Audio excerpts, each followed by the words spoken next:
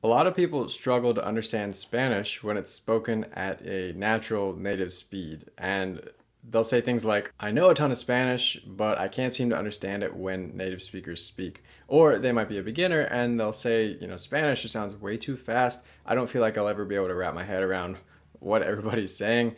And so in this video, I wanted to cover a few things that you can learn and that you can practice to start to understand fast, natural Spanish. As a side note, this is my first ever YouTube video, and so by way of introduction, my name is Connor Kane, and my goal with these videos is to help you simplify Spanish so you can speak confidently faster. So what is the solution to not being able to understand native speakers when they are speaking to you, or on the street, or on the radio, or on TV? The first thing that you want to do is take a step back and make sure that you are listening to something that's at or around your level. This is often called comprehensible input, and it just basically means that it's something that you can understand. That includes some level of vocabulary and language that's just slightly above your level, that provides a challenge and helps reinforce the things that you've already learned. You can then gradually increase the difficulty over time. So you might be starting out with simple back and forth dialogues from a beginner's Spanish learning resource, and then you might progress eventually to podcasts or audiobooks or interviews of people that you're interested in hearing from, or TV even, which by the way can be pretty difficult to understand, so don't beat yourself up if you're learning Spanish for a long time and you still can't understand shows.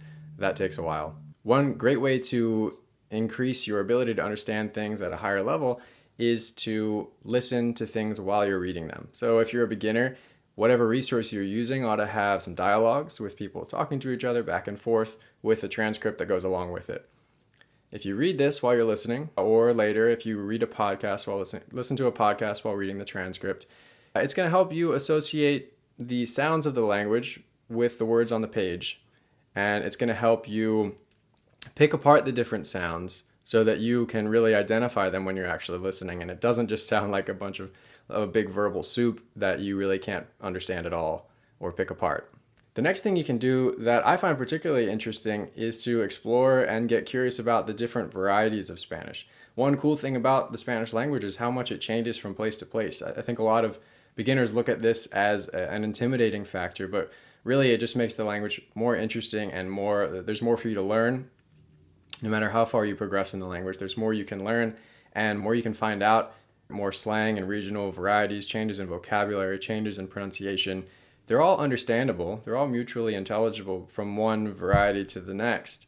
But if you, particularly in the beginner and intermediate stages, can generally take an interest in some of these varieties of Spanish, it'll prepare you better for real-world Spanish, because everybody that you interact with is going to have some kind of accent depending on where they're from. The next thing that I would focus on is just getting the gist of whatever it is that you're listening to, whether it's a dialogue or a conversation that you're having with somebody or a podcast that you're listening to. You don't have to understand every single word. You just need to understand the overarching meaning of it. And over time, as you progress in Spanish, you're going to understand more and more of it. But if you focus on individual words and get hung up on the ones that you don't know, you're going to miss the meaning of the overall conversation that's happening, and you're not going to be able to participate or follow what's going on, and that's going to be discouraging. So if you just focus on understanding the gist of what is happening, you'll make a lot more progress. And the last thing that you want to look out for is to watch for a few of the ways that Spanish speakers will make the language more efficient and cut off parts of words or pronounce them differently in order to speak more effectively or faster or more comfortably. In the same way that we do this in English and pretty much any other language, Spanish has ways to shorten itself and basically come out faster. Some common ones that you'll hear are, instead of, for example, saying está bien, you'll hear somebody say está bien. Or instead of I was there, estaba ahí, you'll hear estaba ahí. Or you might hear a parent say to their kid, mi hijo or mi hija, instead of mi hijo or mi hija. Or you'll hear things like if for saying everybody, todo el mundo, you'll hear somebody say todo el mundo. So they'll cut out the D and squish the whole chunk together so that it sounds like one word. Another common word that gets shortened in a lot of varieties of Spanish is the word para. So instead of para, it becomes pa. So they say pa allá, over there, or pa'l norte. Where's Canada? Pa'l norte. And you don't have to speak this way yourself, but it helps to know what people are saying when they're shortening these words, so it's good to be aware of. Another good thing to be aware of is that in a lot of varieties of Mexico, the D and the S will disappear in a lot of words. So again, in that example that I gave with todo el mundo becomes todo el mundo. Or you might hear instead of la Ciudad de México, it would become la Ciudad de México. So it becomes all pushed together.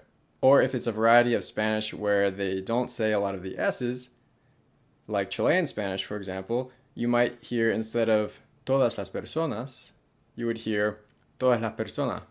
Another way Spanish speakers speak quickly is by shortening words, just like we might in English. A common one would be instead of la bicicleta, people would say la bici, or instead of la discoteca, it's la disco. And last, you want to be familiar with Spanish filler words. So in English, we say things like or like, and in Spanish, they have their own versions of those, of course. So a Spanish speaker will, instead of say they'll say or este, or o sea, or in some places y, or entonces. And these words are used to fill in the gaps when they're searching for a word, just like we do in our native languages. So that's it. Those are my tips for how you can learn to improve your comprehension of Spanish native speakers, even when they're speaking fast. That'll come over time. For now, just to summarize, you want to practice by listening while reading, and you want to increase the difficulty of whatever it is that you're listening to over time. You want to focus on getting the gist of the conversation, and you want to get used to the ways that people shorten their words or cut out different letters in order to speak faster. Last but not least, be patient with yourself. Learning Spanish isn't a race, and it takes a lot of time, but if you do a little bit of it every day, I promise you in 6 months when you look back at what you've done, you'll be amazed at how far you've come and how much more you can understand.